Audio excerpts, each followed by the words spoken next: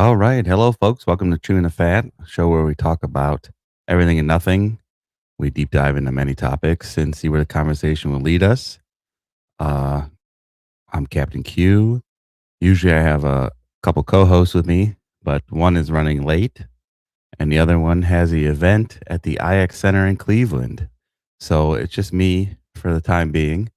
And tonight we're going to talk about dreams.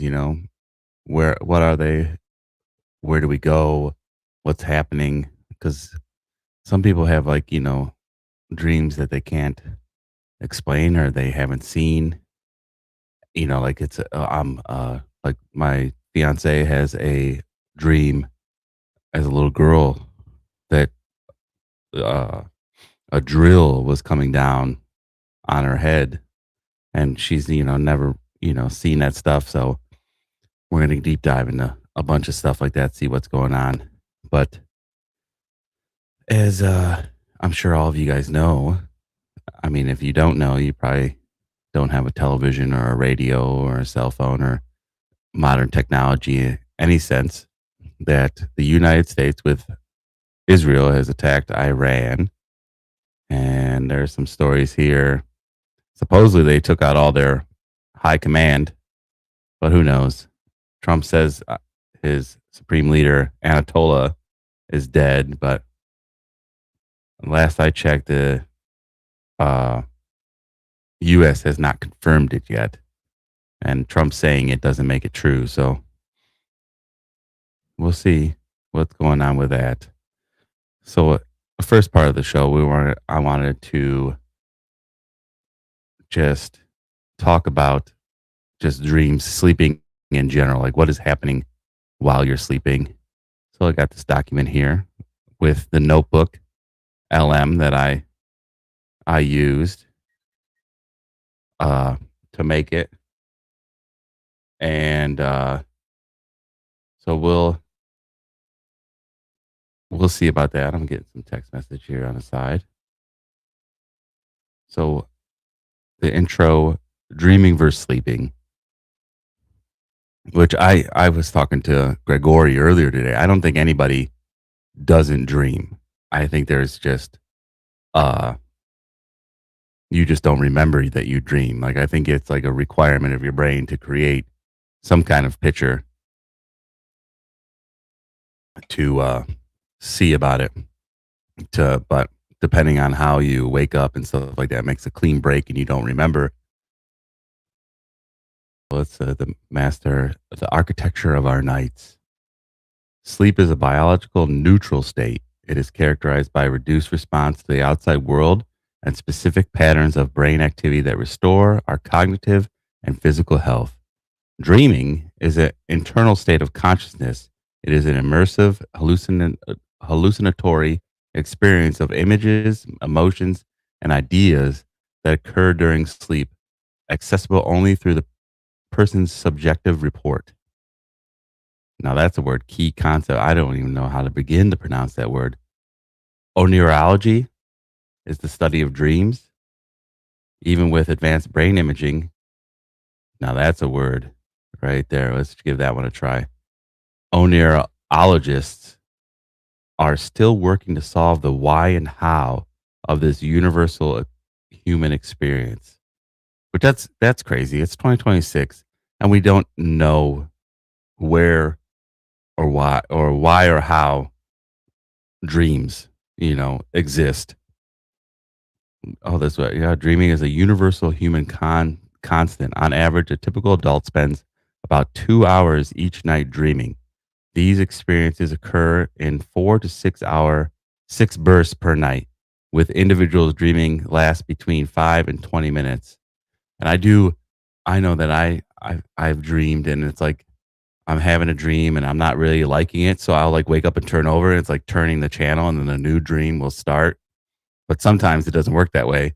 Sometimes I'll like dream and I'll roll over and it will just start again, like, or where I left off. I'm like, son of a bitch. Like, that maybe that's where you get the restlessness from until you're changing channels of your mind.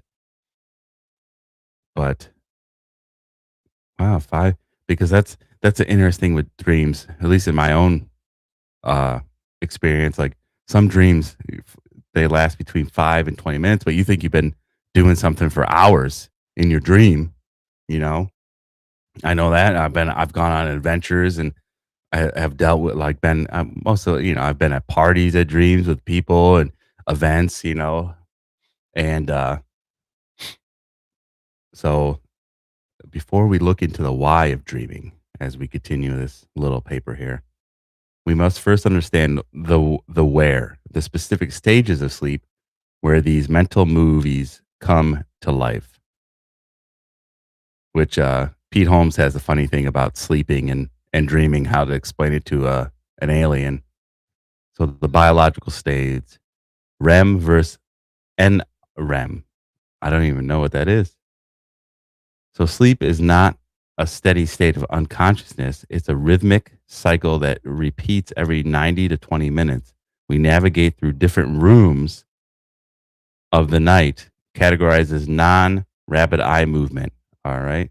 And rapid eye movement, that's NREM, which Laura told me about a dream that she had, that it was like her grandma's house and and it was doors, it was rooms that she had like little, like crawl space, little doors, and she would open it and it would go somewhere else. And that's what she would go in from door to door and this and that. And being the tonight's subject matter is dreams, I wore my Dark Crystal shirt. I don't know if you guys ever seen that movie. It's a great Jim Henson movie. It's a little, it's definitely imaginatory. So we got the stages of sleep. Stage 1 and 2, light non-REM sleep, slow heart rate. This is what and that's what I wanted to get into, like what your body is physically doing while you're sleeping. Is it slows your heart rate, it drops the body temperature, which I'm always hot, so I don't know why that seems like a contradiction. Prepares the body for deep rest, light restorative state. Stage 3, slowed breathing, blood pressure drops, very difficult to rouse. Body repairs tissues, builds bone muscle, and strengthens the immune system. Which there was a guy that just came out with it, like with like sleep and stuff like that, that like it repairs damaged cells as well. Uh, and then REM sleep, rapid eye movement, heart rate quickens, brain activity resembles wakefulness, which that's very interesting.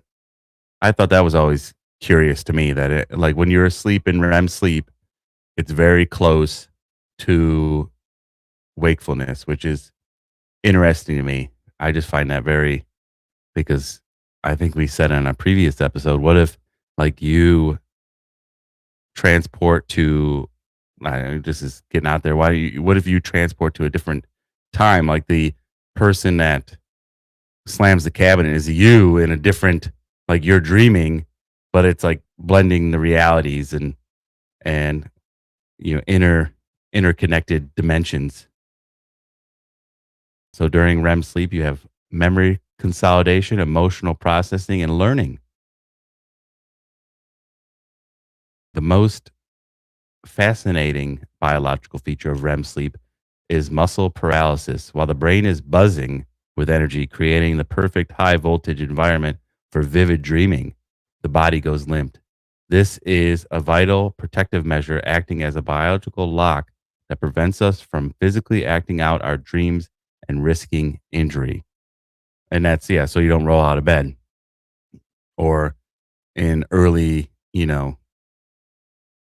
roll off a cliff, roll off whatever. While science gives us a biological blueprint, the meaning of content within the blueprint has been subject of intense psychological debate for over a century. The theory 1, Sigmund Freud's wish fulfillment. In the late 19th century, Sigmund Freud, which I just saw him on Bill and Ted's Excellent Adventure, proposes that dreams are not random accidents, but a safe valve for the human psyche. He argues that dreams allow us to act out our desires that are too socially or personally unacceptable to express in waking life, which I did see on another thing we can bring up later, that the dreams are like a test ground for like an early man when we had to deal with predators, that we would dream of dealing with predators and it would help us deal with predators in real life. So you dream about an encounter and then you were better able to handle that encounter when you're awake. I mean, we see dogs doing that all the time where they're running or doing whatever. Let's see what we got here. Let's skim. So what?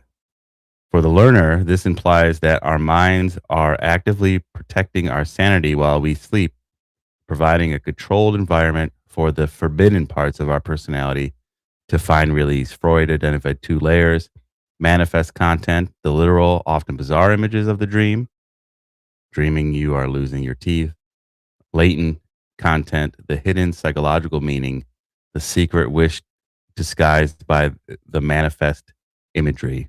Interesting. Carl Jung,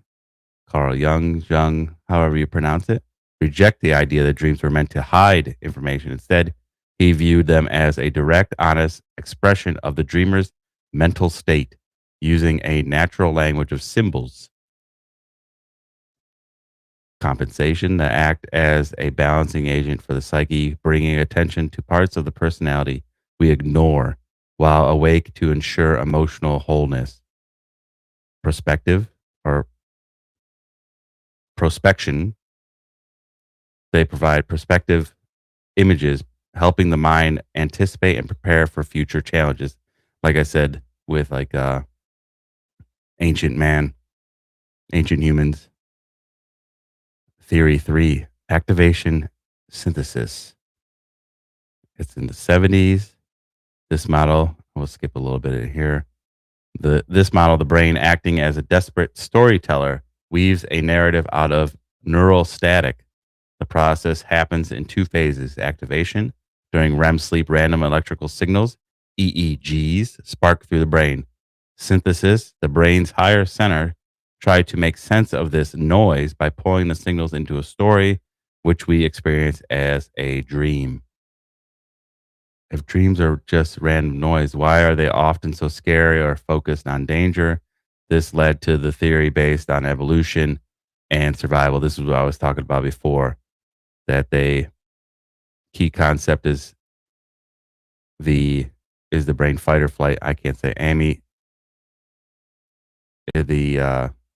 isn't that the, no, that's I was thinking of Waterboy. What he says, the amygdala is the brain's fight or flight center. It's highly active during REM sleep, suggests the brain is stress testing our emotional and survival responses while we sleep.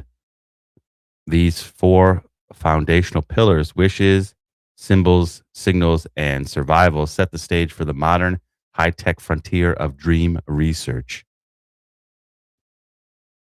Today, researchers use artificial intelligence and advanced neuroimaging to move beyond simple interpretation, treating the dream state as a vital tool for the overfitted brain. And that's that. But so that's just like the physiology of it, of what dreams are and what they do. Now I'm going to pull up a little table here for what dreams, like what other cultures think of dreams, which is pretty interesting, to be honest. I think it's pretty cool. Boop. Now, can I share? Oh, I stopped sharing. Now I got to add it. But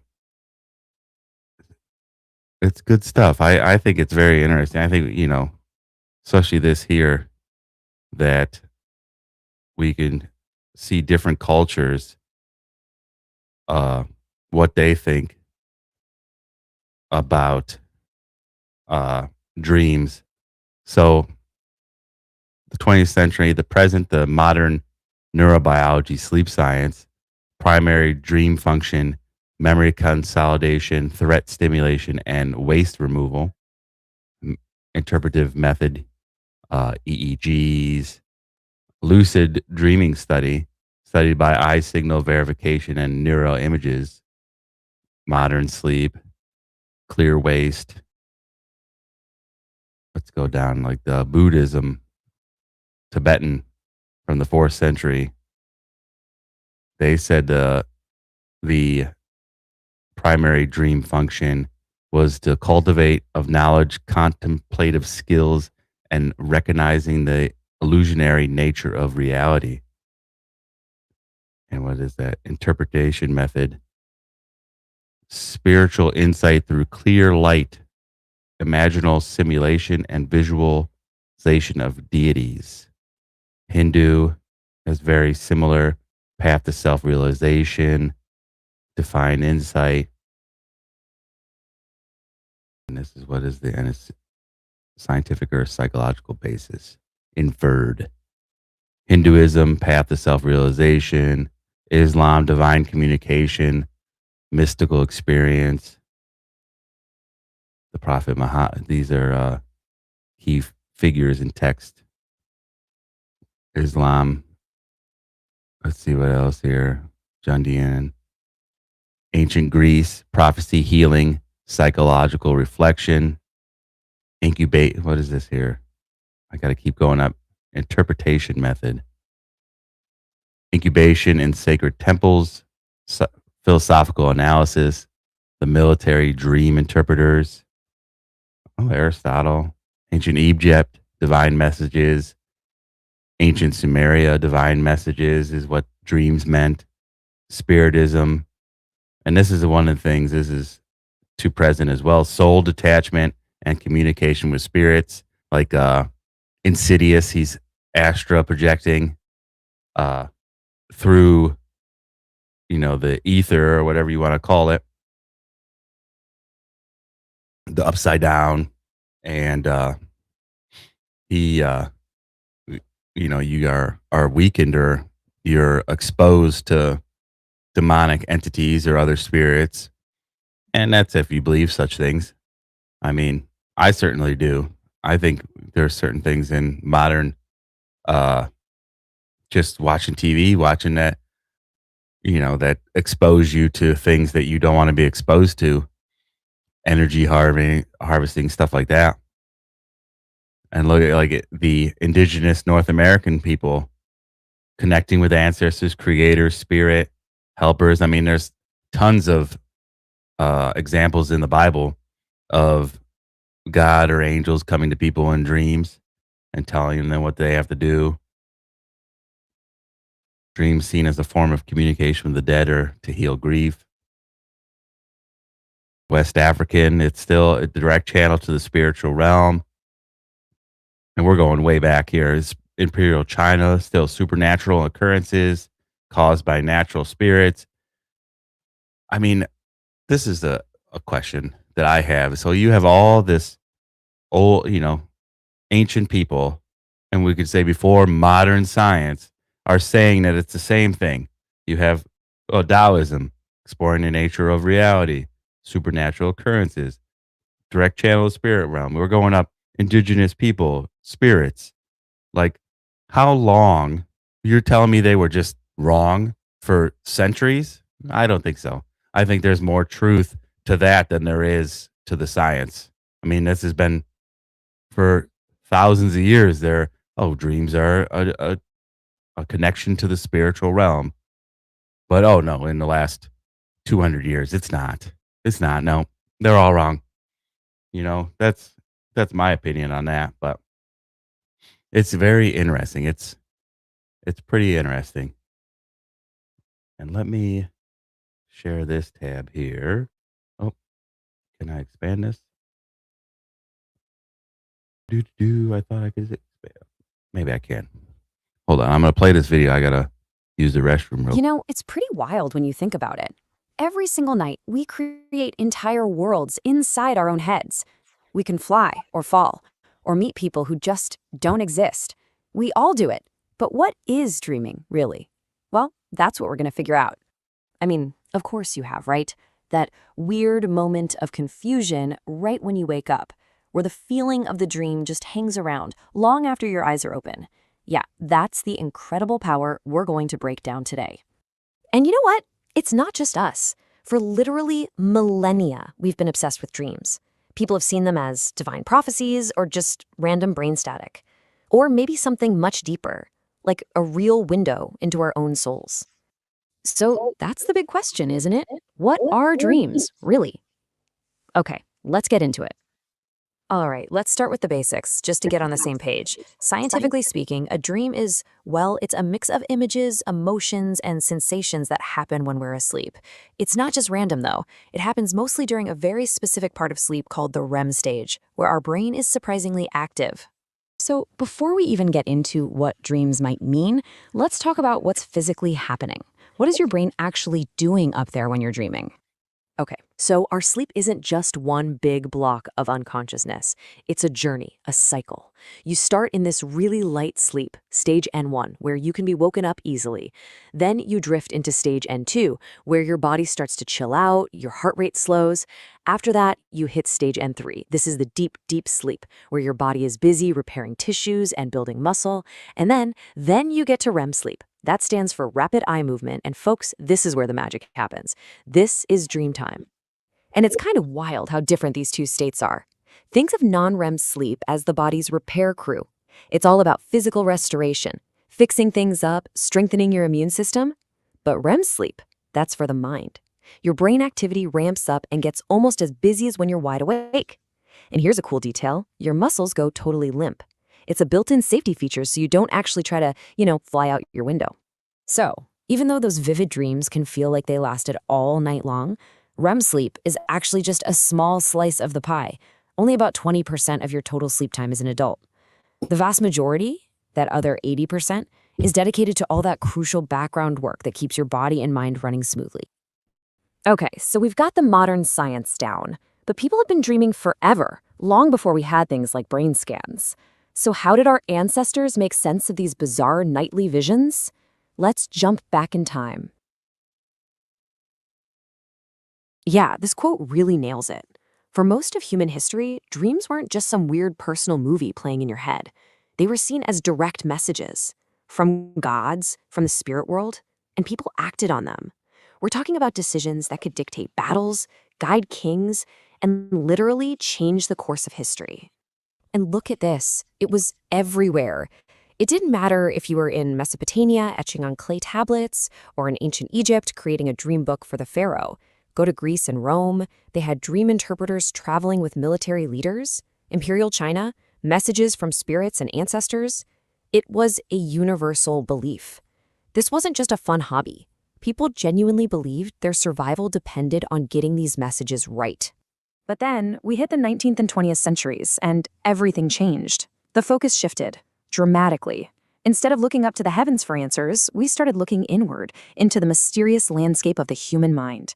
And this pivot gave birth to some of the most famous and influential ideas about what dreams are all about.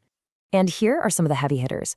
You've got Sigmund Freud, who famously thought dreams were all about wish fulfillment, basically a safe space to act out our deepest unconscious desires. Then there's Carl Jung, who saw dreams more like a symbolic language from our unconscious, trying to create balance. On the more scientific side, you have the activation synthesis theory, which is the idea that dreams are just our brain's attempt to make a story out of random electrical noise while we sleep. And then there's the threat simulation idea.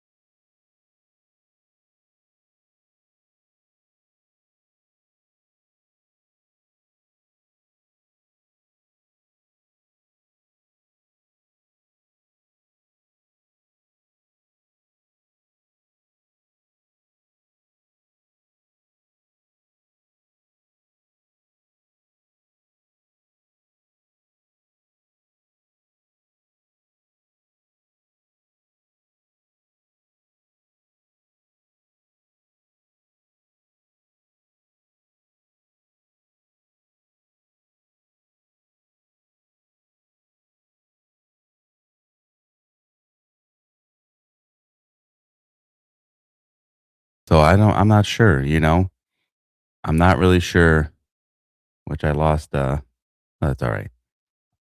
I I think my internet rebooted or helped out, so I was getting a little glitchy there. So sorry about that, folks. But we were watching a video like about the one that this this notebook made for me. Uh, I don't think I've been aware that I was dreaming, but not aware enough where I can like influence things. Like maybe something was going on where it didn't seem as like this is bullshit. This is a dream. I'm not here. Like, but who knows? I'm not really sure. But I don't think I've ever been that uh that lucid dreaming, sorry.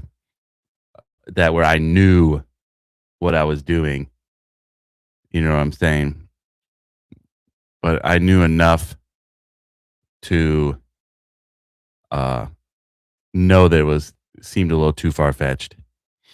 But that's definitely it's a interesting and that's what she was saying, the narrator was saying about the video is that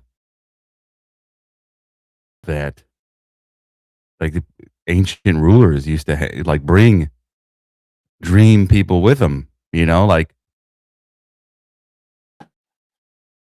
if they weren't that serious, then why would they have dream interpreters and stuff like that? I think that's like I said, that's the more truth to uh than the science. I mean, the science is just the physiology, but there's uh there's all kinds of stuff. All kinds of stuff. But what else do I have here?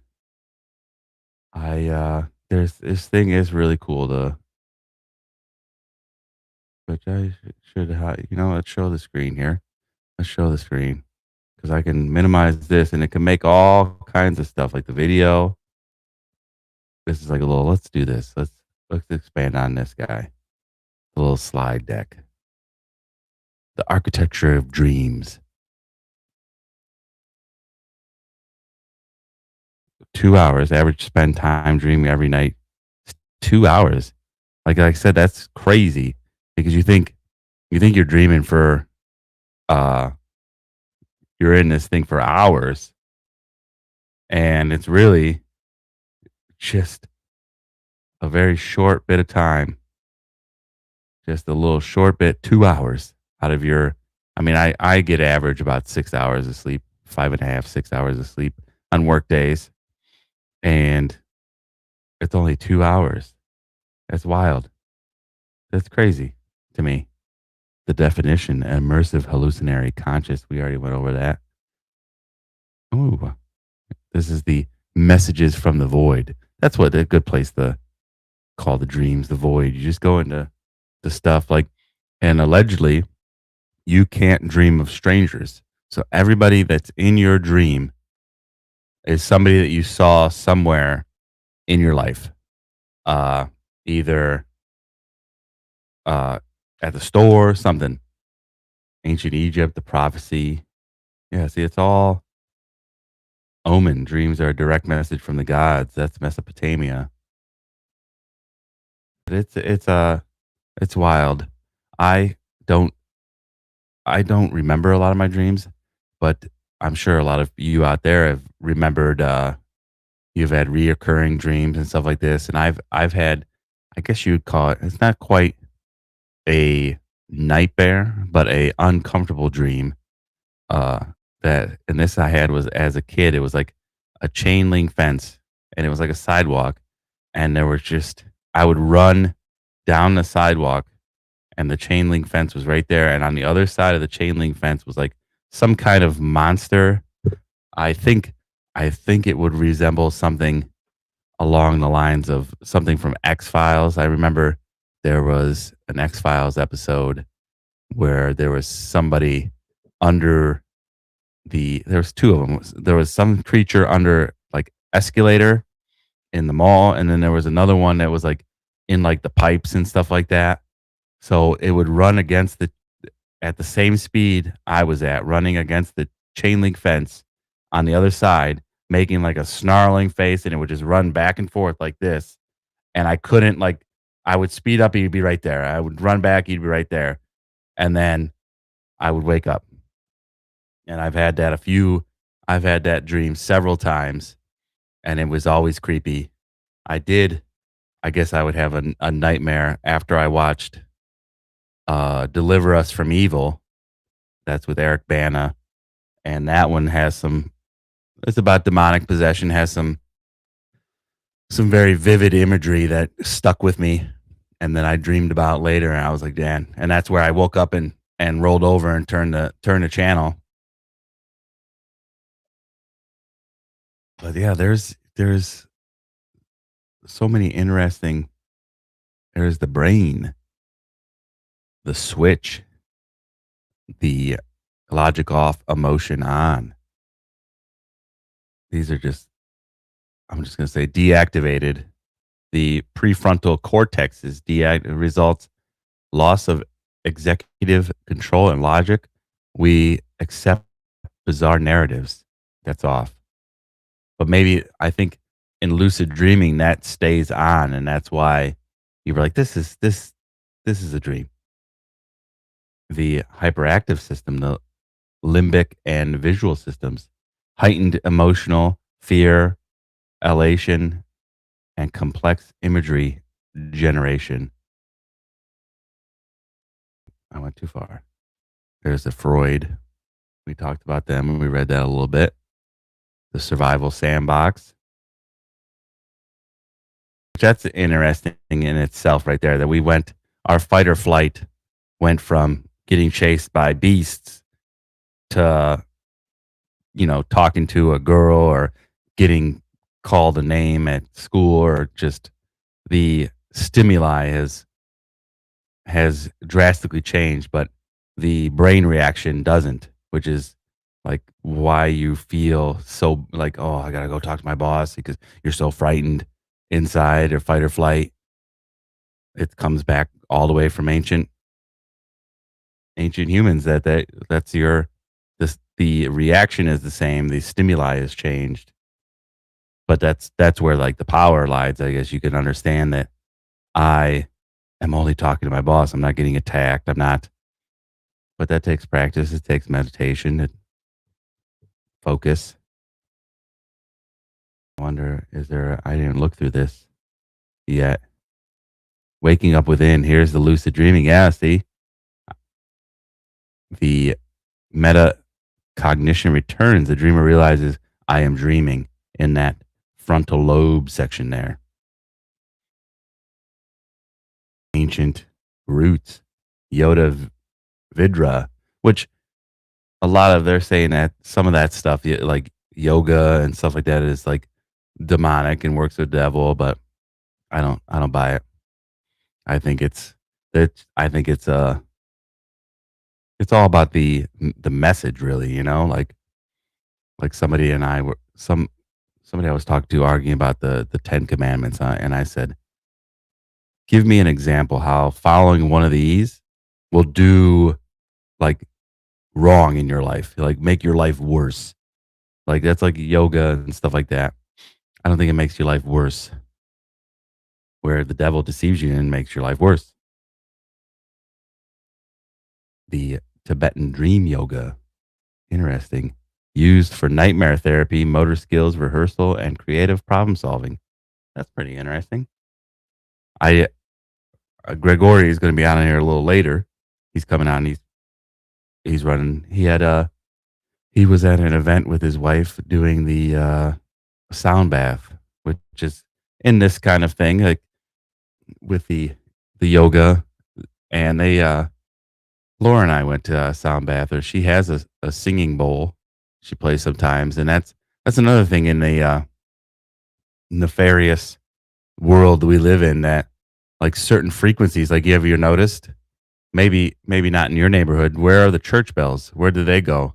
Because they resonate at a certain frequency, and they don't, and certain vibrations, certain frequencies raise and lower, and they tune them out because they are they're like uplifting things. Like I can't remember the last time I heard actual church bells, but they'll pay it. Oh, that's a noise ordinance. Our it's church bells.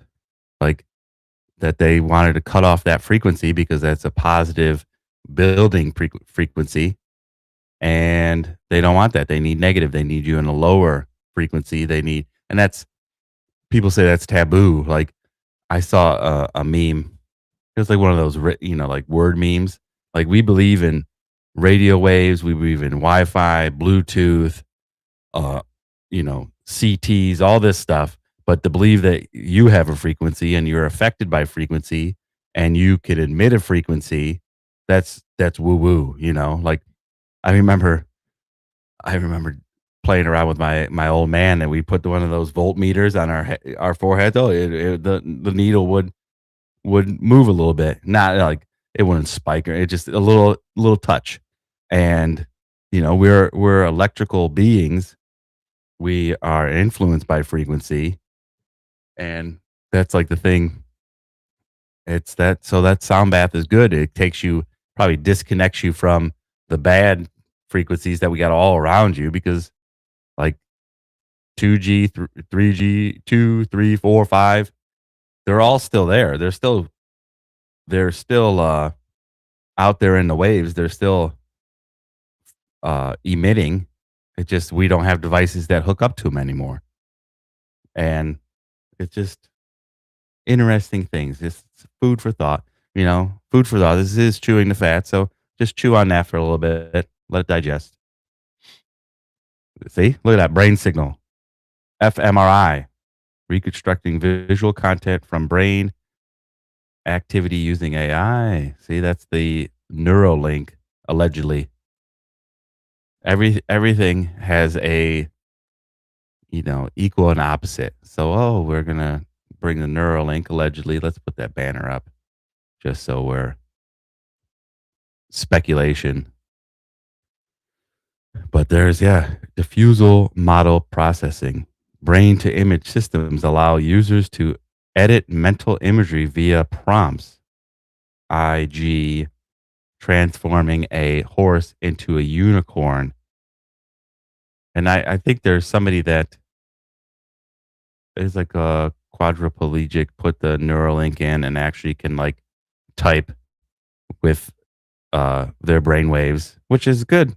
I mean, there's definitely good uses for it, like put it in there and then they can reconnect broken nerve endings and walk again and stuff like that. I mean, it's good. Ooh, what do we got? Nightly creative act. Whether divine message or neural noise, dreaming remains the most creative act we perform, generating entire worlds, facing primal fears, and stimulating future selves every night. That is definitely very interesting. I mean, it is. I mean, to be a question, like, I don't know why anybody, like, not everybody's question, like, what the hell are my dreams? Like, what is going on?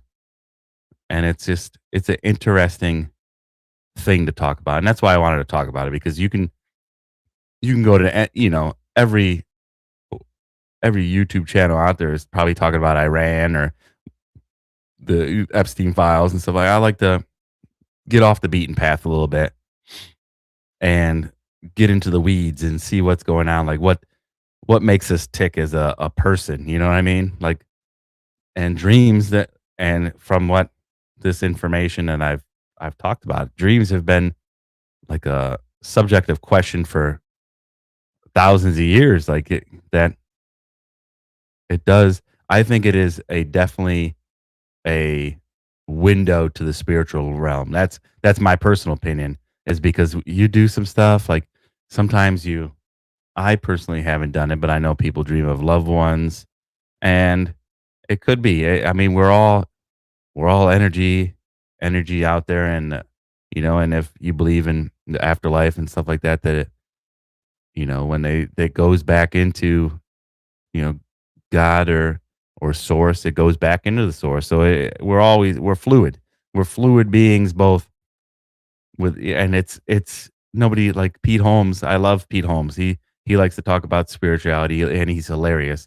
but he talks about things that like nobody asks questions about. Like, oh well, we're all made of molecules. That's a funny thing. We're all made of molecules, but when you say why do my molecules don't go into the molecules of the table? They don't know. Like there's just so many mysteries of science and stuff like that. I think they're God's mysteries, to be honest. Like they're a mystery for a reason. We're not meant to know the inner workings of that. And why do we need to know the inner? It's a miracle of the world. And I think that's dreams are sort of that little timeout, or so to say, so to speak, to the spiritual realm, the depending, I guess it could be it's definitely I think a gateway to the spiritual realm, and depending on what you're consuming out there determines because it is part we reread the things that it is stimuli. You're taking information in and your brain processes it and to make dreams. But there's a little bit more, like your brain fills, but I think there's more. That's just my personal opinion. Let me get out of here. How do I get out of here? There we go. Let's see what else we got here. I got other agriculture. The Night Odyssey. What is this? A biological. That's the same thing. I made the same report. I thought maybe it would make a different report, but it didn't. But you can do this is an excellent tool uh, for students, for just anybody that wants to research stuff. So in here, fast research, deep research, it'll tell you what you want. What do you want to learn about? And you type it in here, and I got 49 sources from all over the internet, and I can make all kinds of different things. Like this is 47 sources made that table I made. So, and then you got like the reports. Here's a little infographic. Let's see what that is. Let's give it a look. Live on the air. Here we are. All right. Gregori has made it in. But yeah, there's a good one. So that's basically summarizes all the stuff here. Let's bring him on. Gregori, welcome. Yo, sorry for my tartiness. It's all right. I just chit chatted. I'm, Tell us about your song bath Oh, so or that sound it's bath, sound bath. Singing bowls. singing So bowls. Because I yeah, it talked about was frequency and how that, and how we think. I don't know if you were listening on the ride. So the whole uh, way, the whole thing. yeah. I So didn't miss a beat. the frequencies and how they affect us. So tell us your experience of the sound bath. Yeah, so my wife and I, um she can actually do a singing bowl. I can't do it. But I think there's one right behind my picture right here. And so um yeah, she had set up this one last Sunday, and we did it. That was my first time ever, and I fell asleep. I'm like, tired, tired a lot. So, but once I got relaxed, it was nice, and different frequencies like resonated differently with me. And the host, I guess that's what you would call the guide, the one singing the bowls and doing the sounds. She even noticed like the lower tones were resonating with me, and I was jiving with one of the middle tones because she also pays attention to the group. And today, she this same lady, second time, and then to include Reiki. So Reiki, you have to look it up, but it is a like get in tune with your heart chakras, your chakras, um, and so it was a good experience. The second time I got it, I guess I was prepared for it, so I was immediately relaxed into it. So that was good. Um, And um, it it was nice. It was good. I don't know what That's else to say awesome. about it. I think it helps. Like I heard you saying about like yoga, those holistic medicines that I don't think people should sleep on them. Except for I slept during this one because get so relaxed. But don't sleep on all of them. There's some good stuff out there. Yeah. Sorry, I was that is that I've Laura and I've gone to a couple of those where it is very nice. It's very soothing, and Yeah. you I mean, it's easy to fall asleep. We aren't streaming on Facebook for some reason. I'll have to play around with that, and but Oh. it wasn't I mean, it's been like that a couple times. Maybe I have to I re-established the connections, but Now on our way, Steph mentioned because you were talking about reacting and what your brain's doing and stuff. And I lucid dream and I have the ability many times to control what I dream or what's happening in the dream or what certainly what I'm doing in the dream. And she said it would be interesting to put the probes on you and see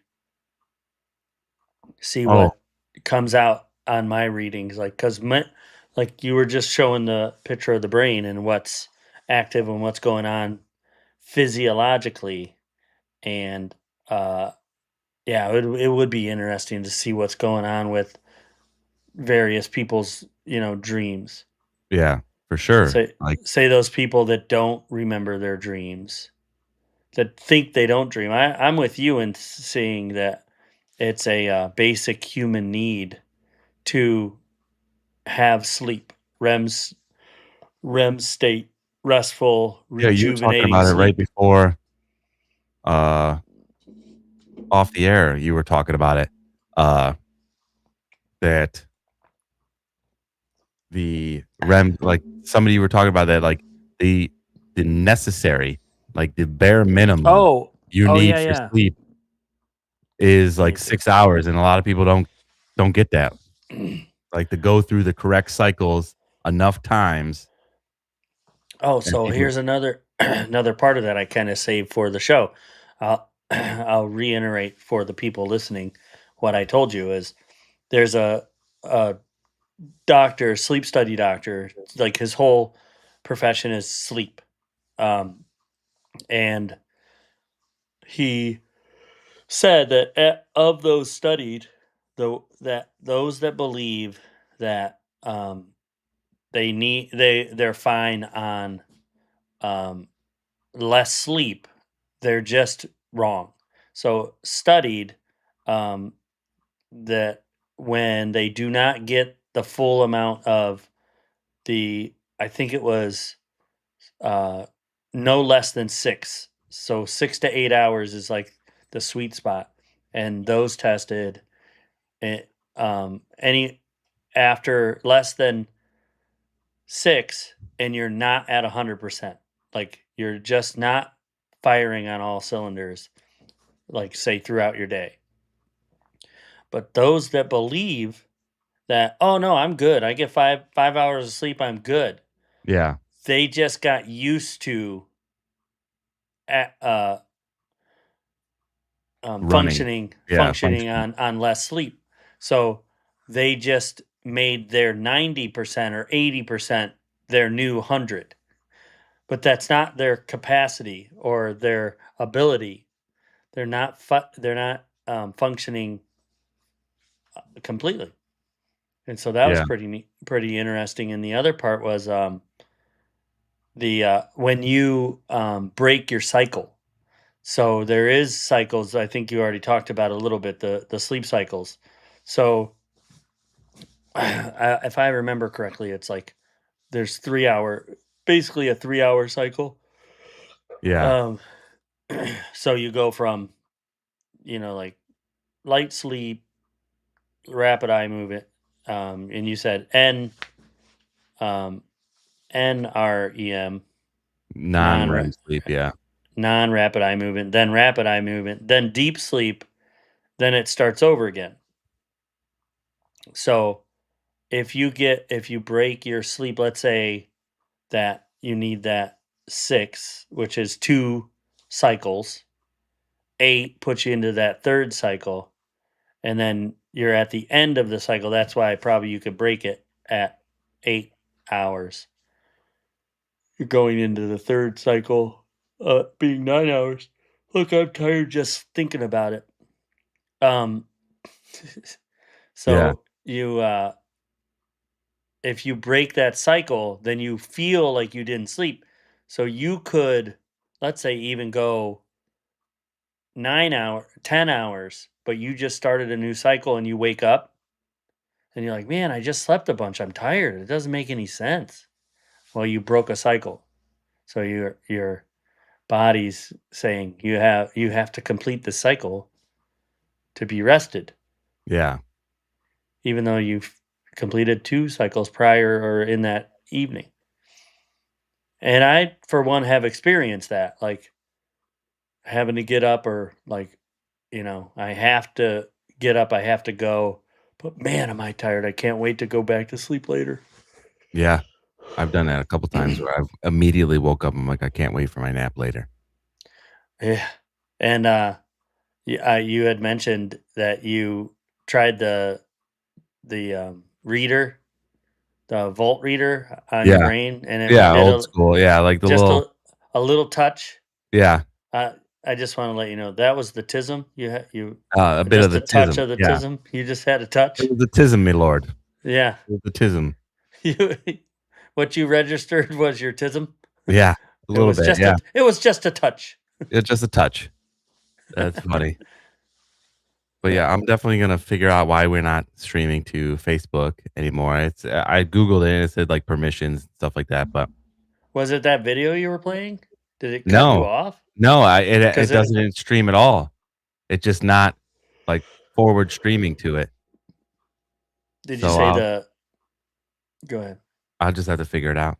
I Yeah. think I'll have to undo it completely and then revamp it or something like that. And but we are on live on YouTube, Rumble, X, which that was the one night we weren't on X.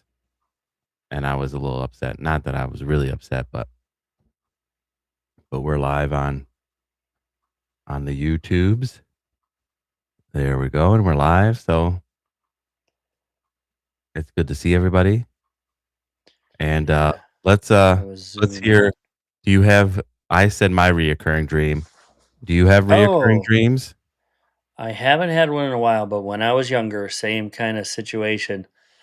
My grandparents, they had a fenced in yard, and I was not tall enough to see the other side, and they had shadow privacy fence.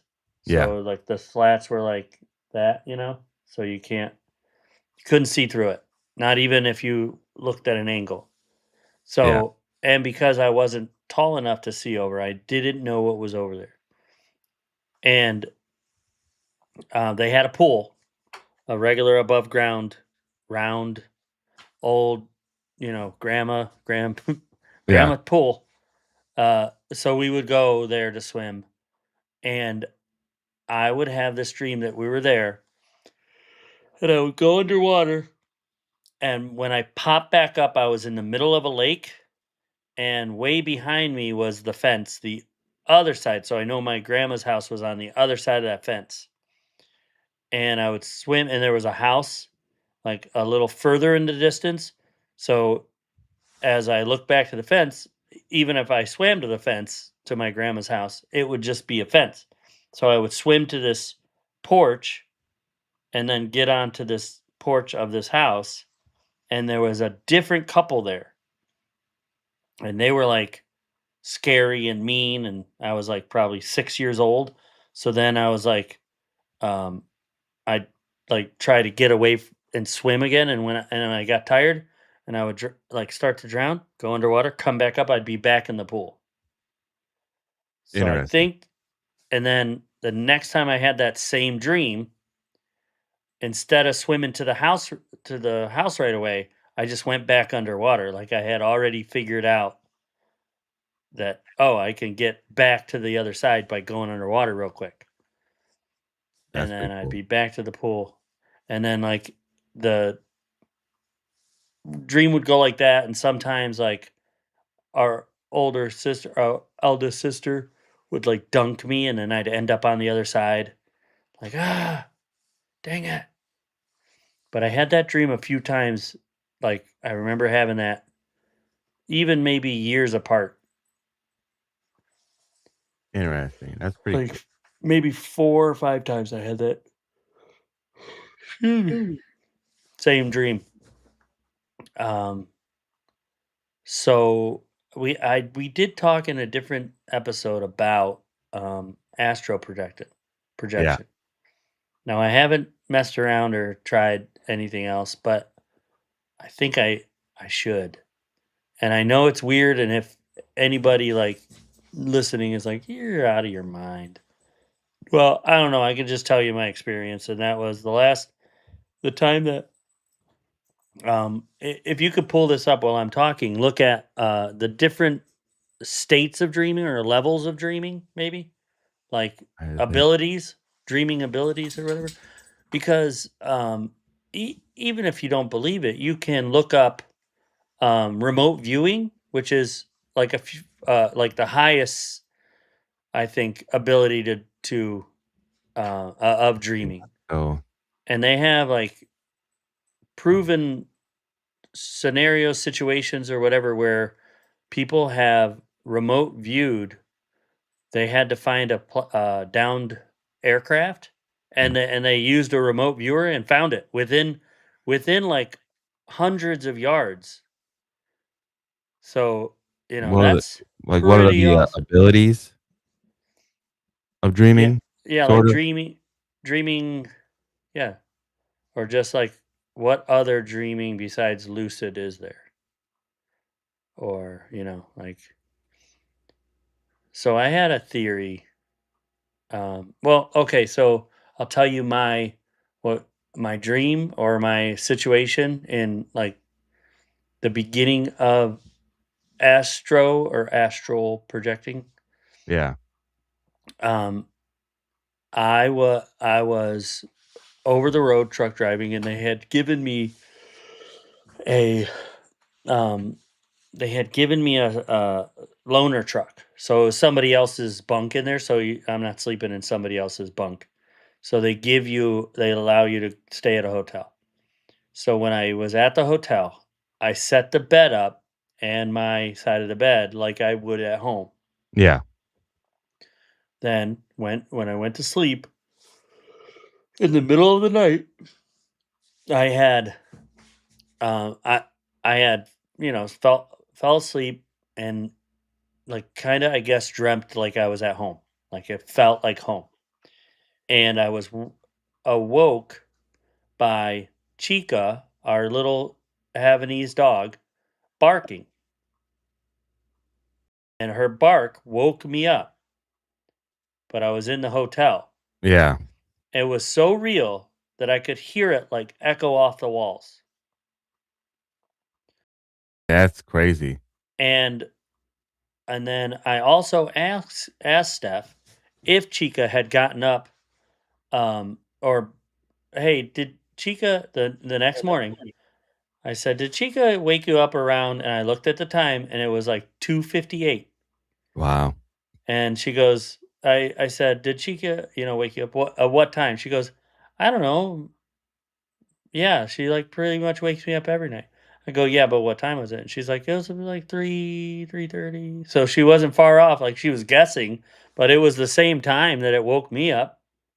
All right. Let's. So so therefore I felt like I projected myself home in the bed, and possibly Chica was barking at me. Like It's quite possible. They're the very sensitive to. yeah, in tune, intuitive, in tune with the spiritual world. So go ahead. Nope. There he goes. All The right. so my theory is, what if we are astro projecting. Yeah. Is it astral or astro? Astral, I think. It's on the end Yeah. here. Yeah. I So think it these is are astral. scientifically supported dreaming abilities, lucid, dream recall. These are all we know. I never heard of dream incubation And then what is that? This is the practice of intentionally planting a specific problem. A specific problem. or topic Question in your or mind. topic in your mind right before you fall asleep.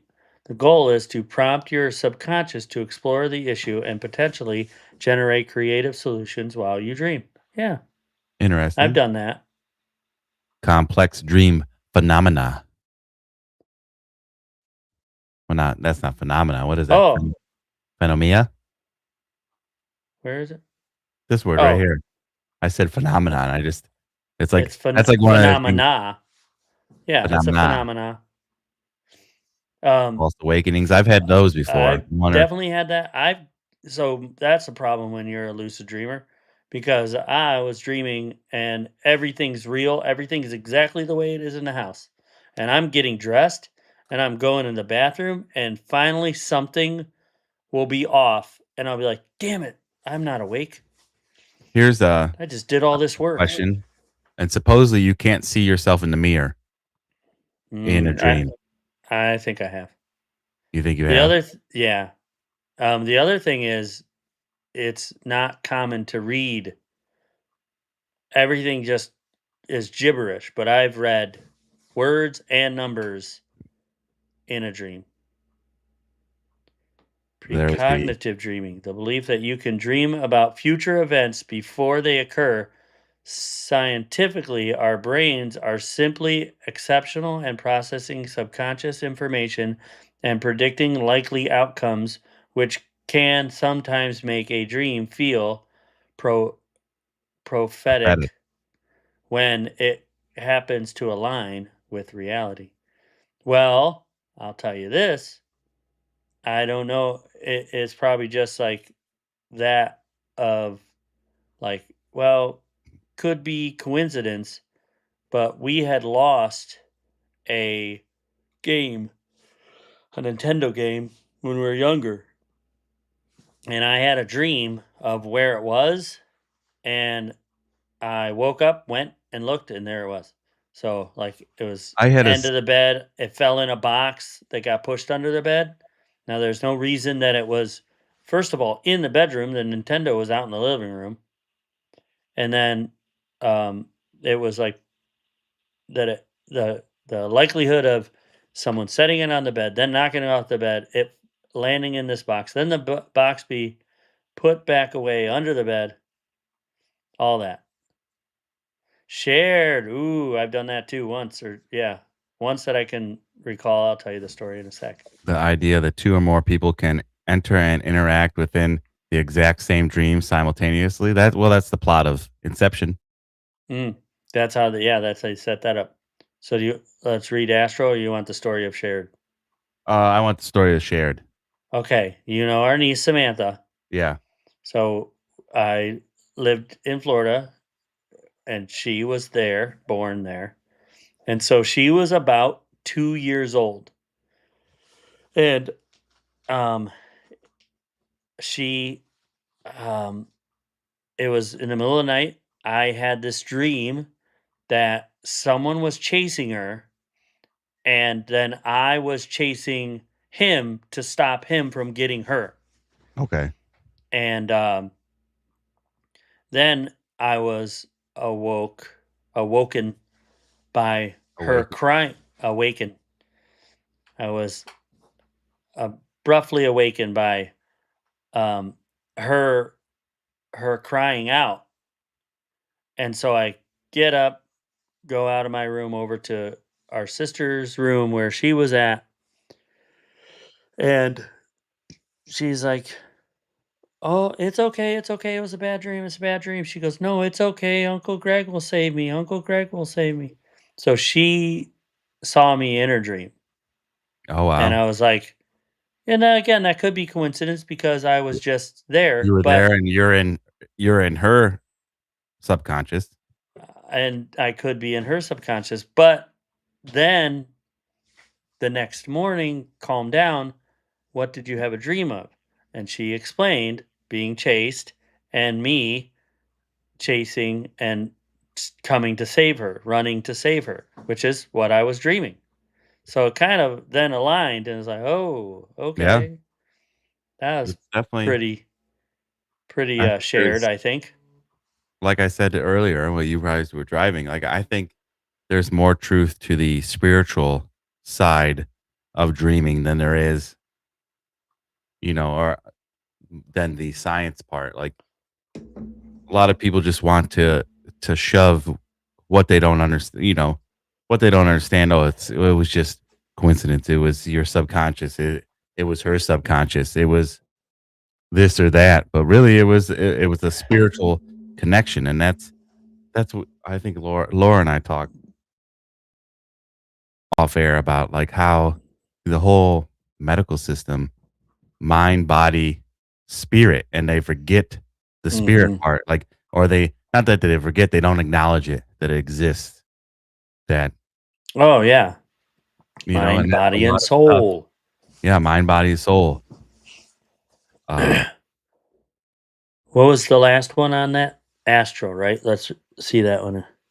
oh, hold on. Let me share this tab instead. Boom. Yeah, Kaboom. Often conflated with dreaming, this is the belief that your consciousness actually leaves your physical body to travel to other places or realms. In reality, researchers attribute these out of body experiences to specific neurological glitches, often overlapping with lucid dreaming or sleep paralysis. I have never had sleep paralysis, I was just gonna ask. and I'll tell you why. Because I'm like Tom Bombadil. I am in charge of my own world. You're not telling me nothing. You're not going Yeah, to hold me down. Um, so, uh, the my theory of um, with astral projecting, I think people do it and don't know they're doing it. So let's say those people that don't don't remember their dreams, and you said in the brain it just cuts it, yeah. like That's what I cuts don't it loose remember a right lot of away. mine, but it like depending where you wake up in the cycle, it just it turns off the TV. Now I've had it disappear fast, like within a minute. I go, I don't, it's gone, Yeah. and I Really, remembered it I remember 30 something seconds going on. ago. There were all the images, and they were like shoo, deleted. But um, I had a dream, and so I guess I should tell you this part is if I'm in a bad dream, especially if it's facing something evil, um, ghostly, like bad stuff, I will in the dream just get my like get in its face and yell at it like as Yeah, loud as I can. Ah! So, but my heart's racing million miles a minute, and I can't breathe. I'm that close to it. It's hard for me to expel sound, like even get breath yeah, out. Like I'm stuck. So I will "Ah," like I'm pushing it, and then eventually I get something out. Which in reality, in my bed, I'm trying to yell out loud while yeah, sleeping. So it starts out like, "Ah, ah, ah," and it gets louder and louder until I wake myself up. So really, maybe it's just a defense mechanism to get myself out of a dream. well, that's like the, people that have sleep apnea. I know mom, when she had sleep apnea, that her mind would make, like, very gory she said gory dreams, like, very gory nightmares to wake her up because that's your body it could be, yeah, your body's defense mechanism, like, "Hey, Yeah. you're not breathing. Here's your brain telling you to fucking breathe.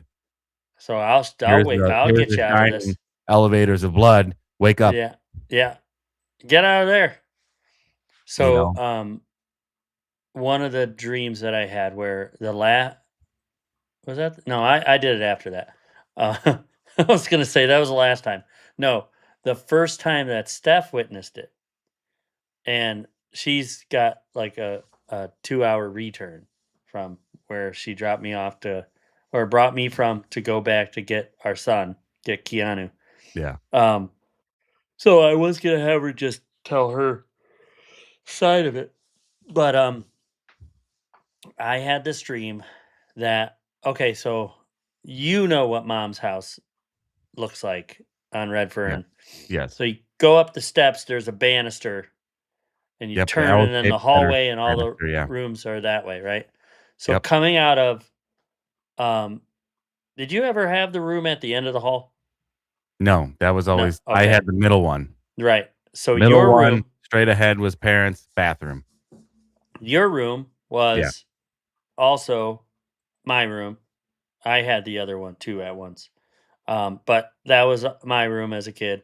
But it was also Keanu's room as mom took care of him as he was, Young. before school age. So we're we're there, and um he's there, we're there, whatever, and somebody was trying to pull him into like the ghost world. Yeah. Evil demons, whatever, were pulling him. So I have a hold of him, like say going out of your room, there's banister, the other side is the bathroom. So from the bathroom side of that corner, they're trying to pull him into poltergeist, right? Yeah. Into that, side. I'm holding him, and I got him by the arms and they got him by the legs.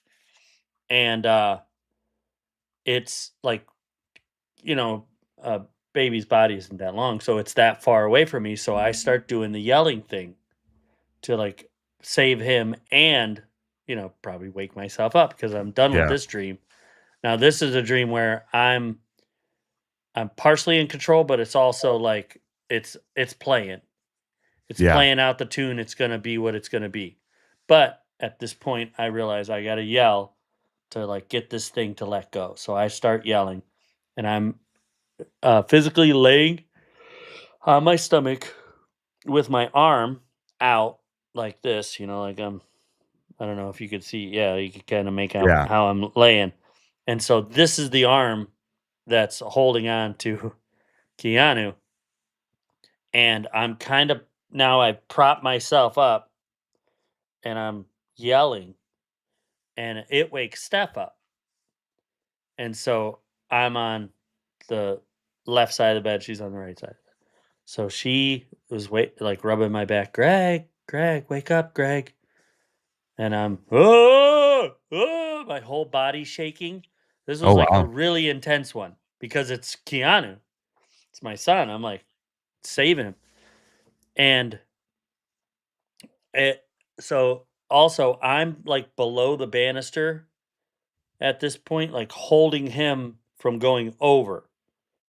And I'm yelling because I had like dropped down to like pull him over. So I Yeah. got half of him, whatever. But as she wakes me up, I lift my head over the banister in the dream, but over the banister is the bedroom. Yeah. So this is one of the So only you're in the times I stairs, right? That's what you're saying? You're on the stairs and he's up and over and going no, into the no, oh, go the right other out way. of your bedroom and there's banister. Yeah. And then over the banister would be the stairs are down there. Okay. So if he falls, like he's going down the stairs, but they're pulling him towards that corner, towards the bathroom. Okay. So So he's spread out yeah, he's over the floating stairs. like yeah, Okay. and Now I over the get the banister. yeah. Yeah. And sorry for anybody who's like, Yeah. what the hell?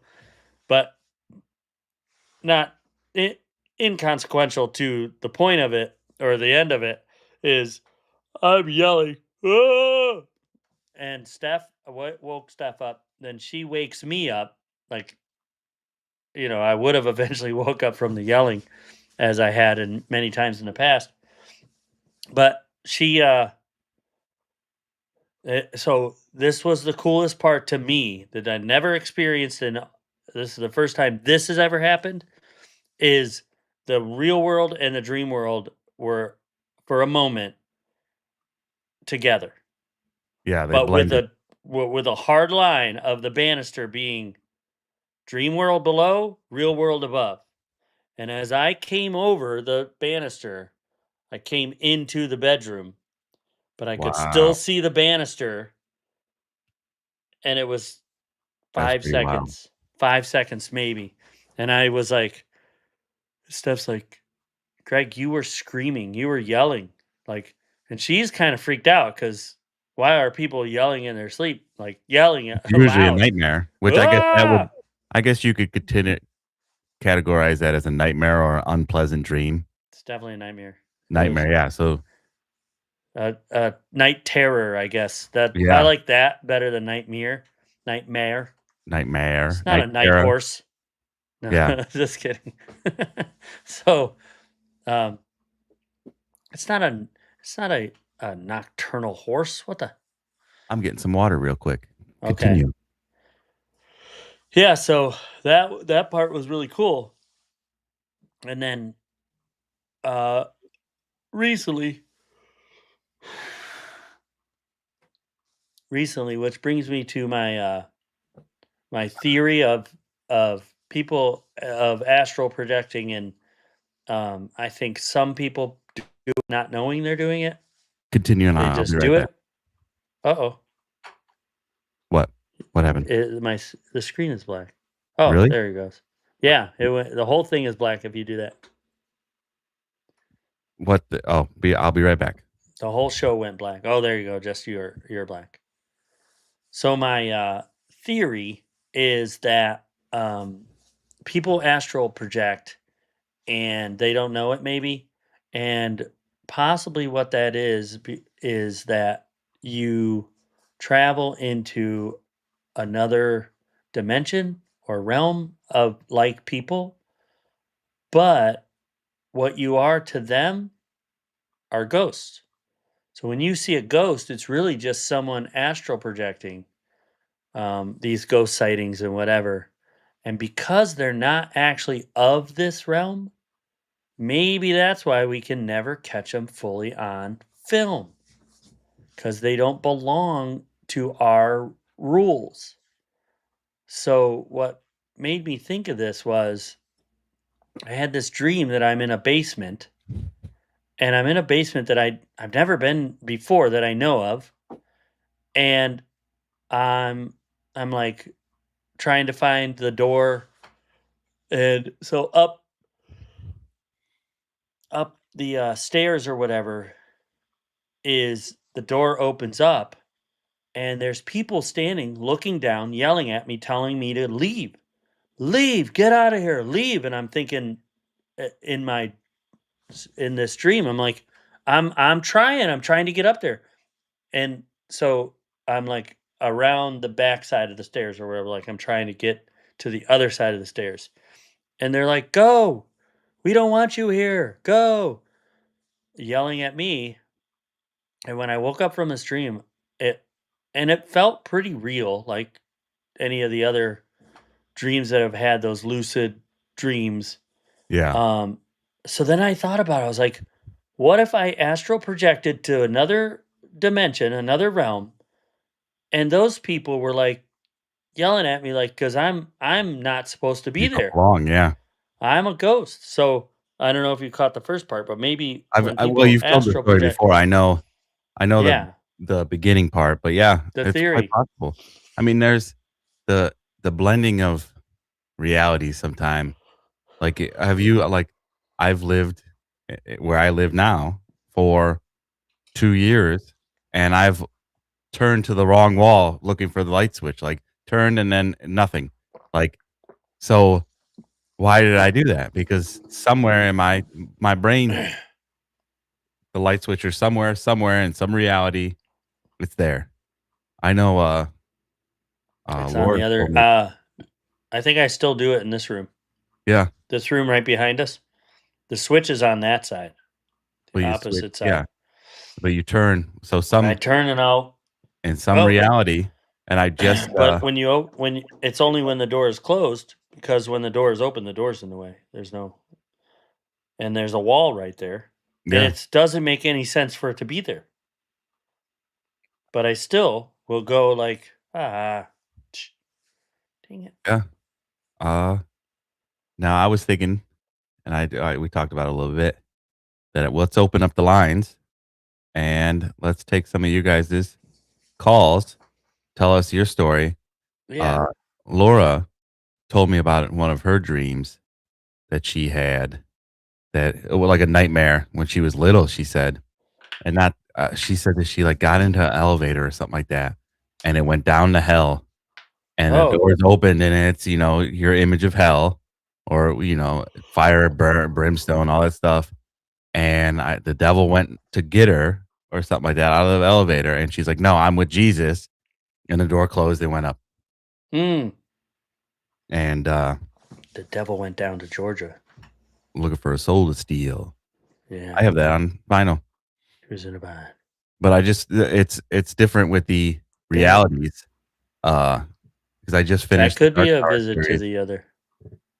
and that's like they have different, they call them beams, or like the Dark Tower is a spokes, and each one is a different reality. It's a little slightly different, like, than the next. So, like, who knows? Like I said before, supposedly you can't dream of strangers.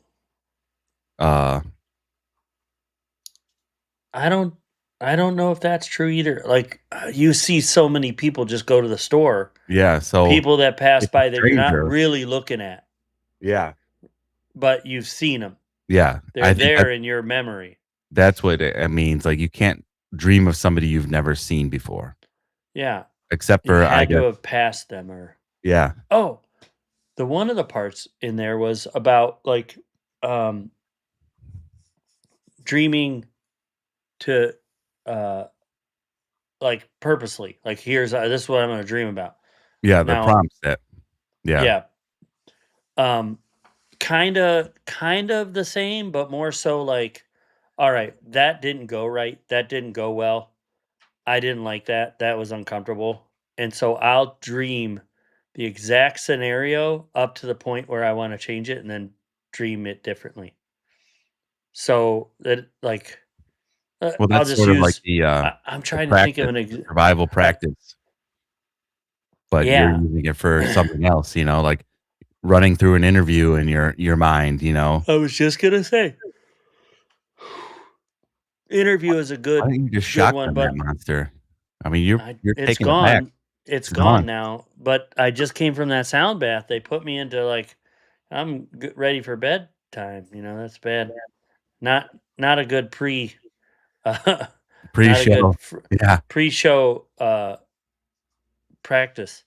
So um what was it? Oh, I would have dreams in high school like I got into an argument with someone Mhm. and you always wanted to say that, "Oh, I should have said this, I should have said Oh, that." yeah, yeah. Well, I would dream that the same beginning and then get to say what I wanted to say in my dream and wake up fulfilled. I'm like, all Yeah. right, yeah. Hey, Yeah, I I really told you. am, yeah, But it was like just mentally like, that's better. yeah. Something like that. I've done that.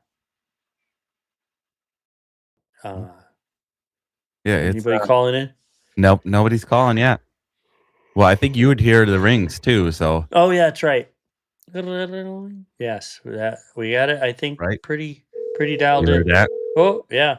Okay, I was Yes. just testing it. Yeah, nobody's Oh, calling in. Call in. call in. If you're watching, I see there's 2 Call people in. watching. Uh, Call in. Don't be Call afraid. in. Don't be shy. Uh, We're yeah, friendly. call in, tell us your story, your best dream or your worst nightmare. What's your if you wanna share, what is is it the Keanu one is your worst dream worst nightmare? That yeah, probably to date. Like prior to that, it was like being trapped somewhere with ghost or something, and then the same thing. I would face it. Yeah, I don't know. I have to ask Laura. I don't Probably know if I make noises when I snore, and she'll just like touch me and like, Q, you're snoring. Okay. And I just roll on my side and stuff. So, Mhm. okay. Just, you know, Well, but I used to do that with Steph is, hey, turn over whatever, but then it's disrupting her sleep, and kind of feel bad about that. So I figured this out. Survival and necessity is the mother of all invention. When in the field, when we're in a barracks type like overnight sleeping area where there's yeah, many of us, there's definitely people that snore, and I can't sleep through it. So I grabbed my earbuds, and at the time I had the PlayStation PSP, yeah, and I had movies.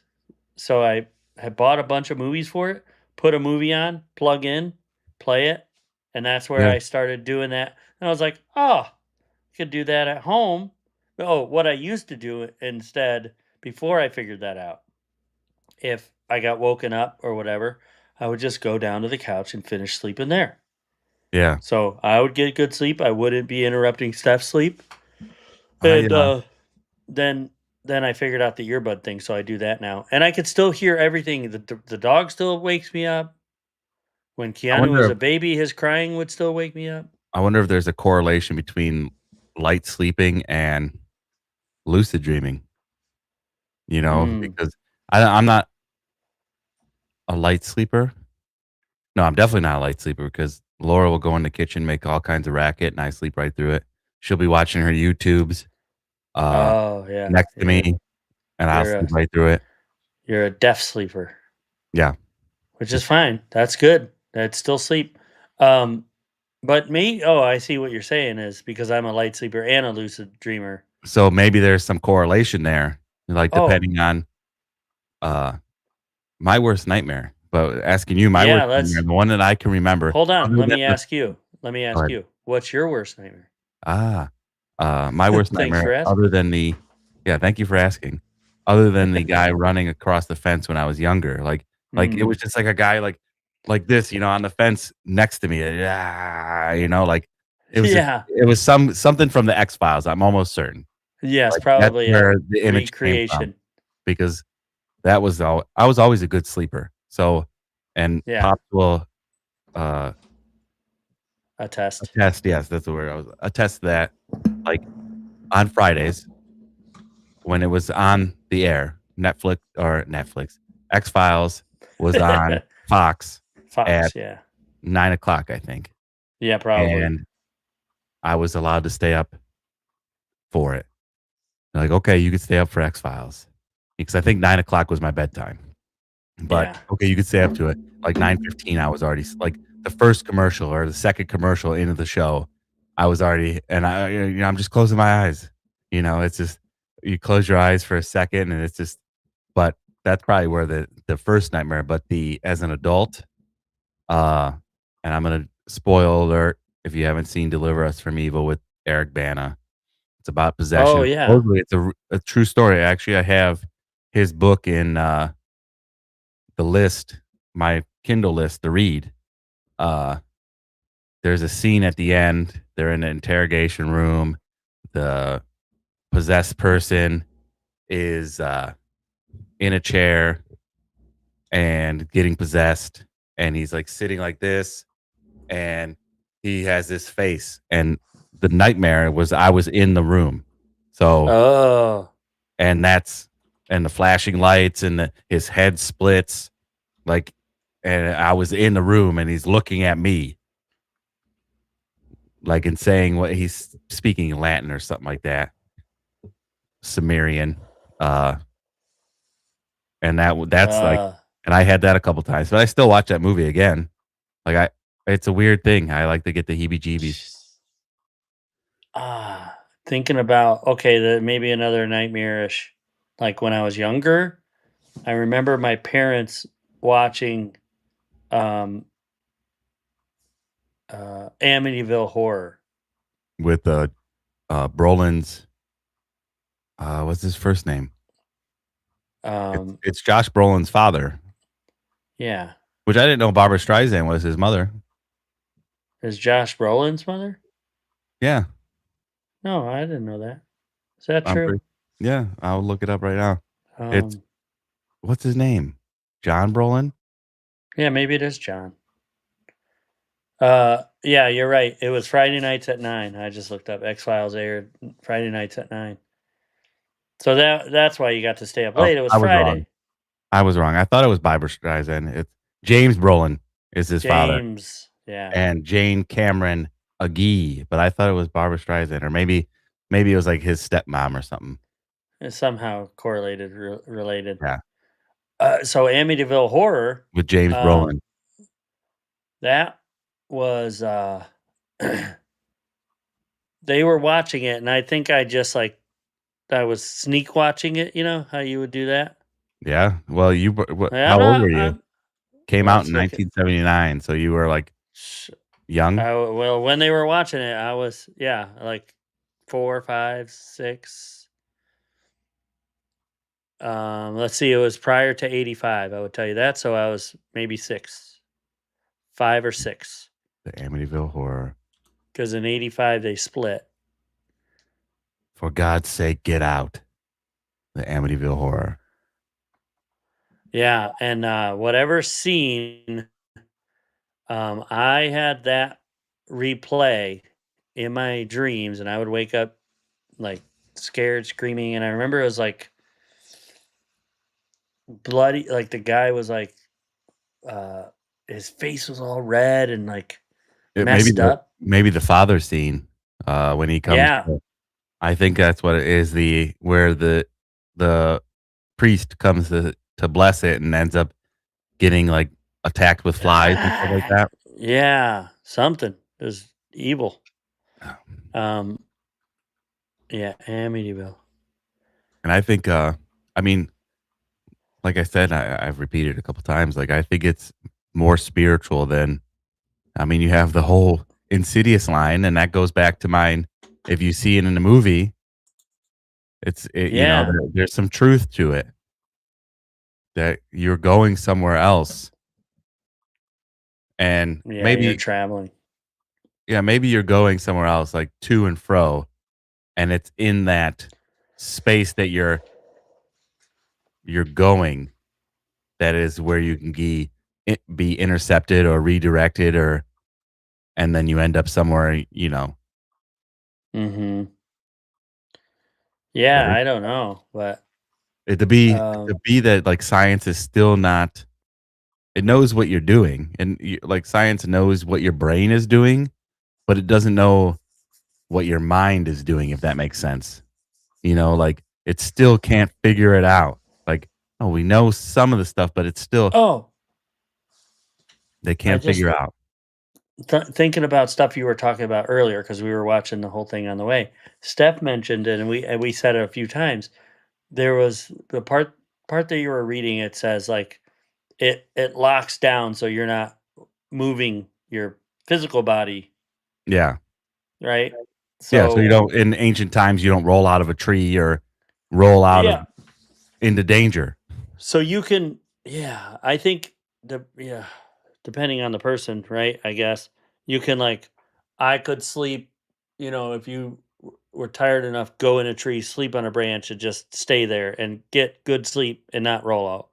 Yeah. But some people would just roll out because they don't have the ability to shut it off because there are sleepwalkers. Mm. People that wake up and sleep, and that's what Steph mentioned. What about sleepwalkers? Like these people wake up and, Well, here, travel to the fridge and stuff. I'm gonna ask, why do sleepwalkers sleepwalk? Yeah, good. Let me go to Google. Google.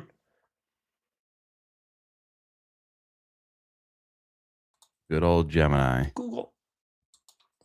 Let's see. Google Gemini, which, now you can make songs on there now. That's getting wild with the I mean, it's a good tool. Like I said, that notebook, you could do whatever you wanna research, and I've used it on other episodes.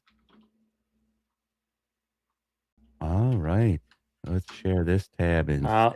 I'll look at it. I'll ask the same thing, but I'm not using Gemini, or I guess it does. Oh, let me Is it the same thing? hide this here. I like that you get exported to a doc, Oh, there you go. and then I can zoom in on the document here. Boop-a-doo-doo. And then I can zoom I've in. had I talked about, I'll say it again, whatever. The time, like how much, I think your thing said 10 minutes is 2 hours. Is that 5 right? well, no, it was 5 to 20 minutes do you dream. Yeah, but that is an actual 5 to 20 minutes, is an hour or 2 in the dream world. I Oh, think I don't know what whatever it is, correlation. I was saying that, like, how sometimes about it's only 5 to 20 minutes, but you're in a dream and you think it's like 6 hours have passed. Or, you're at a party for hours, oh yeah. you know? Like I fell asleep for 5 minutes, but I told you I got up, got dressed, got ready, Yeah. did much more than 5 minutes worth of stuff, and then I woke up and, like, let's say maybe even 9 minutes. You know how snooze is 9 minutes on a regular 9:15. old Yeah, alarm the clock? standard, yeah. The standard plug it in, Yeah. uh, the Which I've brown alarm clock, Yeah, which I've had digital dreams. red I'm light. sure you've had it too, where dreams, your alarm has that sound is manifested in your dream, like an alarm going off. Like I Oh, remember being at like factories or something like that, or maybe even at my work. I used to work at Vitamix, which was like a factory floor, or UPS, and I'd be just it was a work dream. And I would dream that there's alarm going off at work. Hold on, I'll be right back. is that the You doggy? can read this, yeah. Oh, let me make this bigger. Uh, Sleepwalking, clinically known as somnambulism,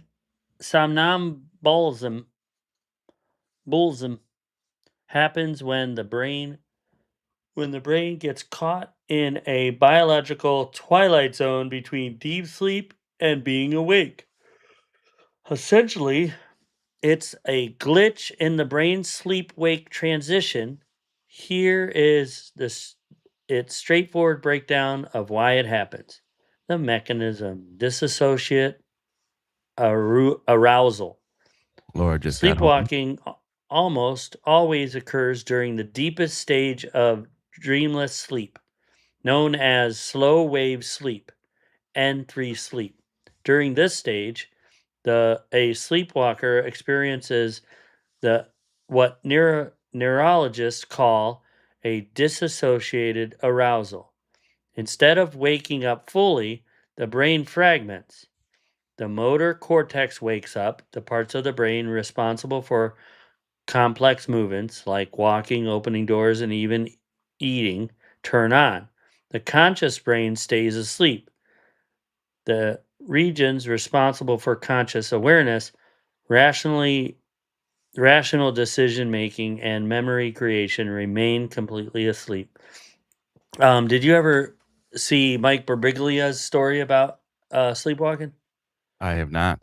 So check that out when you get a chance. But I'll sort of ruin it, but you're still this way you'll want to No, that's watch alright. it. He dove out of a window Holy in shit. a second story building or something, like an apartment building Yeah. or a hotel. But yeah, Oh, that's there's for Steph, sleepwalking is highly genetic or highly mm, hereditary. if one or both of the parents were sleepwalkers, you are significantly more likely to become one too. Sleep deprivation, stress, anxiety, fever, and illness, Oh yeah. Hi which, Katie. yeah, the fever dreams, which Kitty are, says hi. Hi meow, meow. Kitty. Uh, Hmm. underlying sleep disorders, sleep apnea, medications and substances, certain sedatives, psychiatric medications, and alcohol. Yeah, isn't it ambient? That's the bad drug. Oh, The Roseanne Barr drug. What People ambient people do crazy stuff on on Ambien? ambient, I did not know that. Ambien, Ambien. Uh, Sleep time involves roughly 90-minute cycles of REM and NREM and REM stages, totaling 4 to 6 cycles per night. While dream time primarily occurs during REM, rapid eye movement stages last about 2 hours total. Dreams occur in real time, though can feel longer with early. Let's see. Okay, here we go. Damn it, where is it? Yeah, because Dream duration. Inception, they broke it down, which each cycle equals whatever 1 minute equals whatever they Yeah, have in the so real world. this is an approximate, but approximately 10 minutes, while later morning dreams can last up to 60 minutes. So uh, you can dream basically. Oh, here we go. Making time perception. While dreams generally feel in real time, the brain can compress or stretch time, making a 2-minute dream feel like hours. Wow. Yeah, I had definitely experienced that where I was like, I woke up and I'm like, oh man, I got 45 minutes left. So go back to sleep, dream a whole day's worth of stuff, and wake up and I'm like, and you actually wake up like because you did so much, like, oh, I'm late. I'm gonna be late. It's been hours. Look at the clock and it's the time I'm supposed to get up. I'm like, oh, Yeah. whew. I guess that's kind of a nightmare. I've dreamt getting ready a bunch of times. Yeah, waking Or up, like, late is the worst, or, like, you, like, snap out, you're like it's just straight panic. I can't find something. I've woke up and I can't find something. Keys, a shirt. I can't find a shirt. I gotta go no shirt. I got no Yeah. shirts in the house. Yeah, And it's then really silly. and I'm like frantically running around for shirts.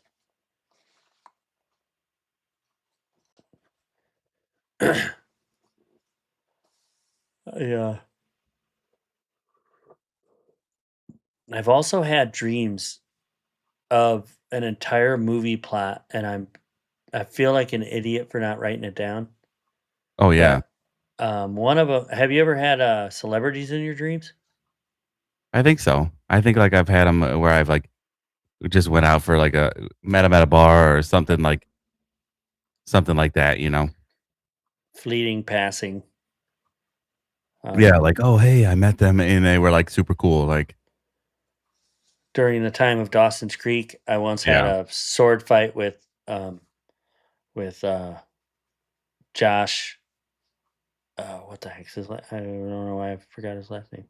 In, Dawson's Creek, Yeah. Josh, not James Vanderbeek, rest his soul, Oh my gosh. not Josh Hartnett, uh, No. he was in Skulls. Yeah. Now I gotta look. Now I gotta look. With Josh. It's just a blank right now. I've been Yeah, thinking all these memories. Joshua Well, Jackson, that's why we couldn't get Josh. That's why. Joshua. Can't call him Josh. What am I friends with him because he was in my dream? Yeah. And we're on nickname level here. Have has, I got in Steph a ever sword got fight with you. mad at you for something that you've done in Yeah, her dream? yeah, I Yeah. think so. Yeah, I'm And sure. vice versa. You're like, Yeah. I How dare you? can't believe you called me that. But, Um, anybody gonna yeah, call that's in? No call-ins?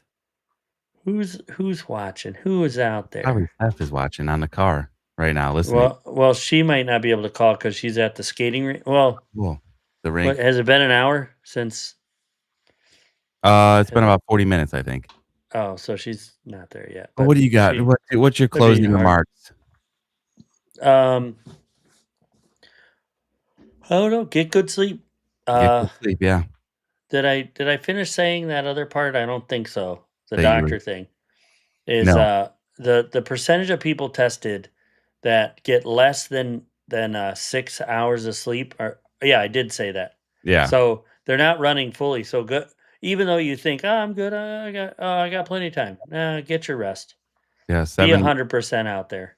7 to 8 hours. Probably better for your fellow man. Yeah. Get 'Cause and I'm just gonna follow up with you. My closing remarks: get good sleep and yeah, dream pleasant dreams. You know. solid, good, not solid, but a good like brand pillow. Yeah. If your neck's all crinked and you're all uncomfortable, you're not getting good rest. You're Oh, not. that's you know what? It just remind me. Which so closing remarks. So this is we're moving the show to Wednesday nights at 8, Mm, and because the schedule, DT schedule has changed, and it works better for all of us to do it on Wednesdays at 8 p.m.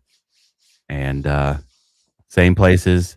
I'm gonna work on the Facebook. Why that wasn't working? I may have to like remove it and then reconnect it. But we'll be on Wednesdays at 8, and I hope you guys all enjoyed it. I'm yeah. praying for the people of like the normal people. Actually, you know what? I did a hallow earlier that I'm praying for even the psychopaths that want to have war. I'm praying for them, you know, like everybody, because that's like normal people don't want conflict like this. So I'm praying for a easy or a peaceful Resolution. resolution. Yeah. So Yeah. Me too. That's all you everybody, can ask for. yeah, but get some good sleep, pray, and I will catch you guys on Wednesday, 8 p.m. Have a Yes. good night. Bye. Well, then you won't, then you rant, and I'll go. I'm gonna say it to you. These three little words, and they mean that we are through.